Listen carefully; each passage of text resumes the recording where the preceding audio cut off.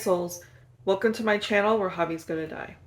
Today we are going to be talking about movies and TV shows that I watched or in the process of watching this month. We're going to start with TV shows and then work our way to the movies. The first one I've seen is the second season of Reacher. If you don't know what Reacher is basically a adaptation of books by Lee Child.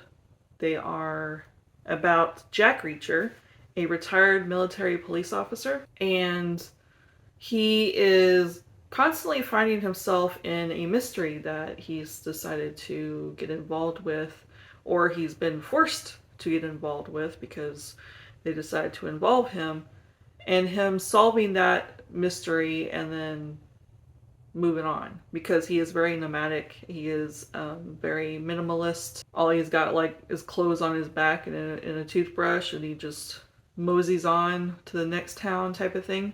So the first season, I did not do the research. The first season's about one book.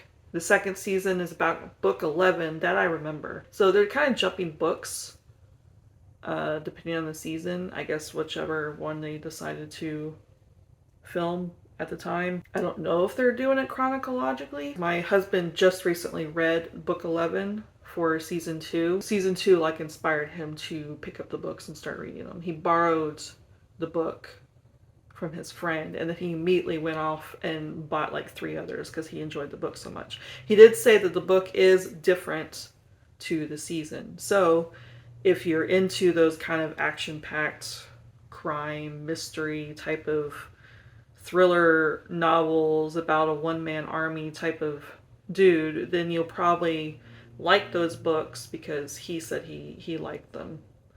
He did say that the writing isn't mind-blowing, but it's a thriller, action-packed kind of book, Anyways, to the season. I actually loved the season. I loved the first season. The second season felt more serious to me, because the mystery that he solves in this one is very close to home to him, and that's all I'm going to really say about it. Whereas the first season was kind of like an introduction to Jack Reacher. It was more quirky. There was a lot of tall man jokes because Jack Reacher is really tall. There were funny moments, obviously, to kind of lighten the mood sometimes, but definitely a more serious edge to it, which I liked. I like the comedy and stuff in the first one, but I also like the serious edge of the second one. So we're kind of hoping that they continue with the seasons, because that is something that we as a family have collectively enjoyed. Second TV show that I have been watching, we are finishing it when this posts, the last 2 episodes, because I'm watching it with a group. It's the same group that has been reading Goosebumps. So we were buddy reading Goosebumps. We're also watching Flaniverse, so anything directed by Flanagan, starting with Haunting of Hill House. So Haunting of Hill House, if you don't know what it is, it's a modern adaptation of Shirley Jackson's novel with the same name.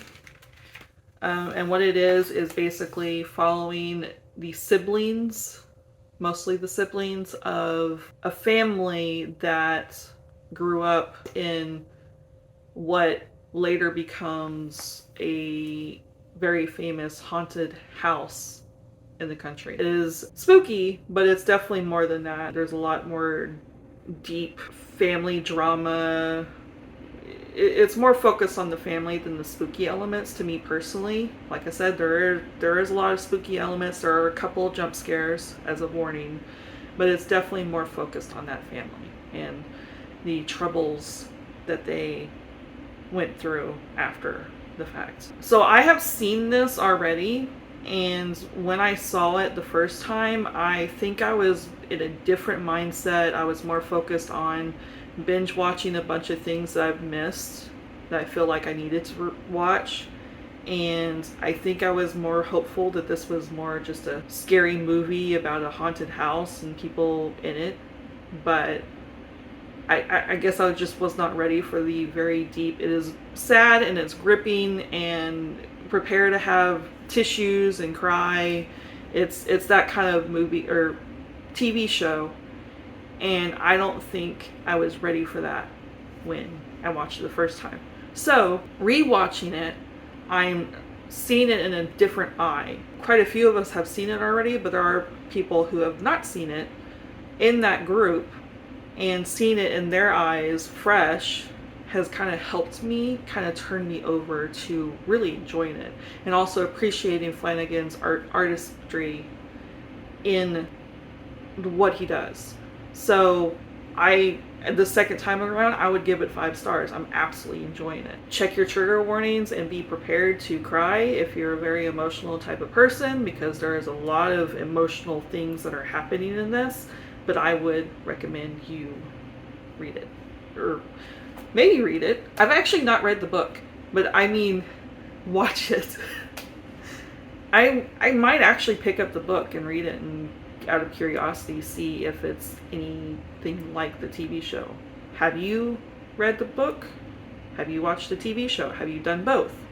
Let me know if it's any different, if you would recommend me read the book, because I might actually pick it up sometime and read it. Okay, so the last show that I'm going to talk about, I have not finished because there's a lot of episodes, and it's just something that I watch occasionally to have something light to watch. And it is The Great British Bake Off. I don't know why I can't say that fast, but there you go.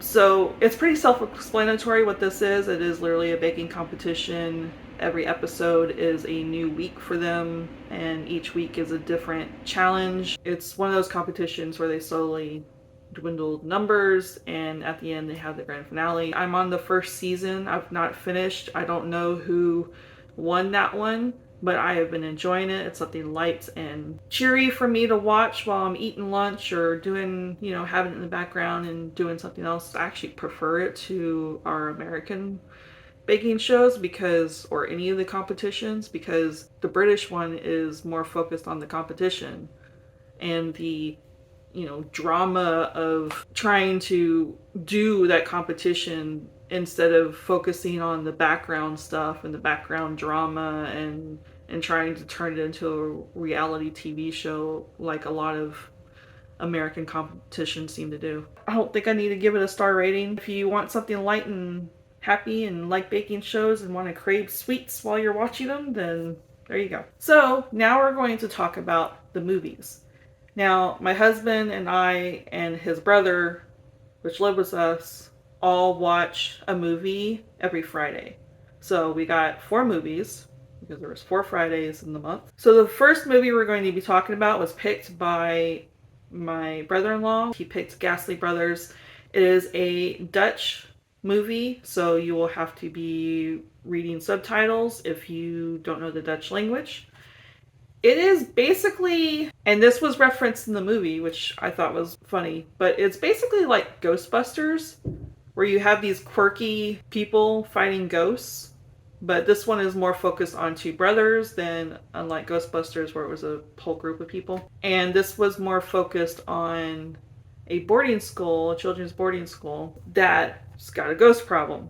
So they go help the boarding school, and a kid named Lilith, who is there, who seems to be capable of seeing the ghosts. So she helps with the Ghost Brothers in order to deal with the ghost problem in the boarding school. It was very cute. It was very quirky. I give it 5 stars, honestly. It is something that we all enjoyed, and we were probably going to add to our rewatch list. The practical effects we love practical effects. The creatures in it and stuff were just amazing. And you can actually, in the credits, which made us sit there and watch the credits, there's like little clips that they show the behind the scenes of the puppet masters dealing with the puppetry and stuff, which was really neat. I always liked that, and it's always fascinated me. So being able to see the behind the scenes was great, and we got to sit. That's a clever way to sit through the credits. But yeah, I highly recommend it. Go watch Ghastly Brothers if you're into that sort of thing. The next film was picked by my husband and is the newest Texas Chainsaw Massacre, the 2022 one. Now, full disclosure, none of us have seen any of the Texas Chainsaws. I know.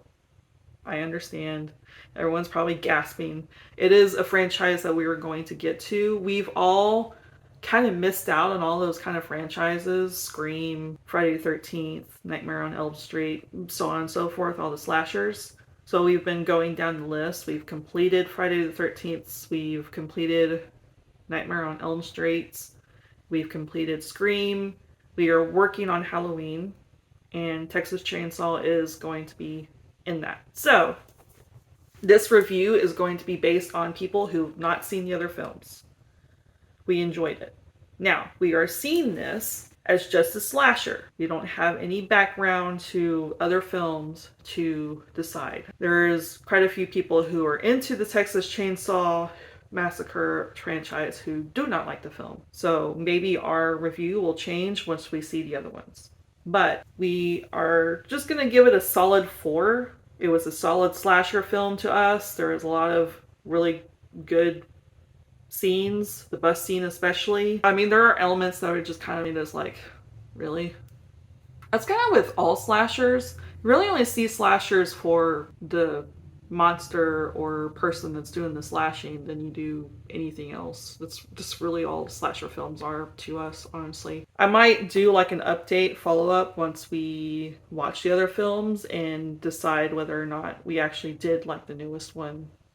Comment down below if you've seen the other Texas Chainsaw Massacres and you've seen this one, what you think about it. I update my threads and my Twitter and my Instagram when we watch a movie every Friday, and I have had comments saying that they didn't necessarily like it and they've seen the Texas Chainsaw. So I'm curious on if that's the general consensus with other people, or if there's actually people who've seen the Texas Chainsaws, if you actually liked the newest one. The third movie that we've seen was my pick, and I picked Mandy.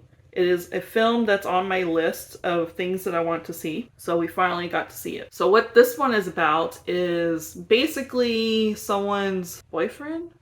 I don't know if they were married or not. Well, hello, Ripley. Yeah, hello. What you doing?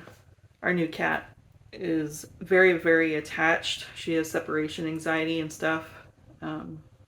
I've just been letting her roam around and get used to being here without being full on attention all the time, because I have things I need to do. I can't full attention her all the time. I would love to, but then I wouldn't be able to do any other thing. But yeah, anyways, back to the movies. Mandy is about, I think, boyfriend, I don't remember if they're married or not, getting revenge on a cult that stole his girlfriend or wife, or stole his girl. They stole his girl, so he's getting revenge. That's basically what this film is about. Anyways, this film was trippy. It was extremely trippy. The filters that they put on everything was very psychedelic. The music choices, the way the scenes are filmed, and just the whole story in general was trippy. It made it hard to follow for me, to be truthfully honest. I feel like this is a film that you need to be tripping on something in order to appreciate. So it was more like a 3-star. It was good. It was a wild ride, but it wasn't like mind-blowing and something that I would rewatch. I also have a like-hate relationship with Nick Cage. There's just something about him that just drives me nuts. But lately, it feels like Hollywood has been casting him in roles that actually fit him. This role fit him very well. Now, he didn't have a whole lot of lines, so that's probably the reason why I think that.